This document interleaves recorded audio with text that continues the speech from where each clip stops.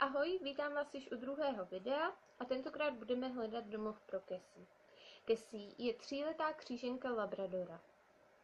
Z pejsky vychází dobře, je zvyklá i na děti. Bohužel je na ně trošku hr a tak kdyby se Cassie dostala do rodiny s dětmi, je potřeba ji trošku hlídat, aby ač neúmyslně neublížila nějakému dítěti. Podle majitelky je Cassie takové zbrklé, hravé štěně, ačkoliv už jsou jí 3 roky.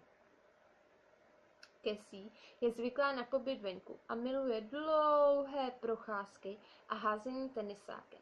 Na procházkách ale musí být stále na vodítku. Cassie je očkovaná i čipovaná. Bohužel nemá očkovací průkaz majitelka k dispozici, jelikož Cassie už jednou darovala a paní, co si Cassie vzala, ji vypustila na Žižkově. Cassie má velmi ráda jídlo. Nikdy neví, kdy má dost a tak se ohledně jídla musí hlídat. Jediné, co Cassie nemá ráda, je voda a tak se jí všemožně vyhýbá. Pokud vás Cassie doopravdy zaujala, tak neváhejte, napište do komentářů, kde najdete i odkaz na naše facebookové stránky Daruj štěně pejska, kde bude mít Cassie svůj příspěvek a kde můžete také kontaktovat přímo majitelku.